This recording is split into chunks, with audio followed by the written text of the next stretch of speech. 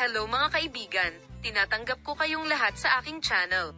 Tinapos ni na Engin Akyurek at Tugba Buyak Ustan, isa sa pinakasikat at minamahal na mag-asawa ng Turkey, ang kanilang mahabang pananahimik at inihayag ang mahirap na proseso ng pagkakaroon ng anak.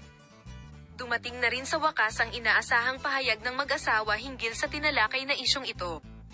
Sina Engin Akyurek at Tugba Buyak Ustan, na magkasama sa loob ng maraming taon at nakakuha ng pagpapahalaga ng milyon-milyong tao sa kanilang nakasisilaw na pagmamahal sa harap ng mga kamera, ay inihayag na kahit na gusto nilang magkaanak, ang prosesong ito ay hindi natuloy tulad ng inaasahan nila.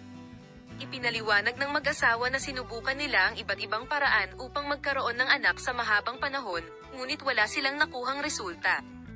Matapos dumaan sa mahirap na prosesong ito ng tahimik sa kanilang mga sarili, ang mag-asawang binuo ni na Engin Akyurek at Tugba Buyak Ustan ay nagpasya na ito na ang tamang oras para magbigay ng pahayag sa isyong ito.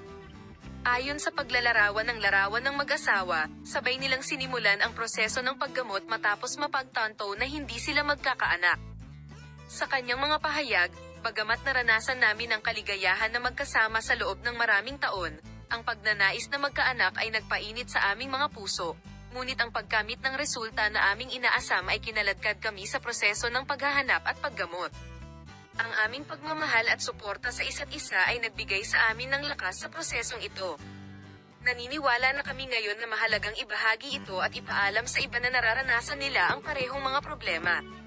Ang punto kung saan ang pahayag ng mag-asawa ay nagdulot ng malaking epekto sa Turkish media at mga social network ay ang mga tagahanga ni na Engin Akyurek at Tugba Buyak Ustan ay nag-publish ng mga mensahe.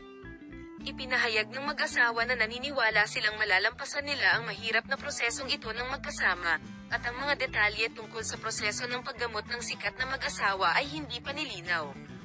Ito ay nagpapakita ng kanilang determinasyon na magkaroon ng mga anak at ang kanilang suporta sa isa't isa.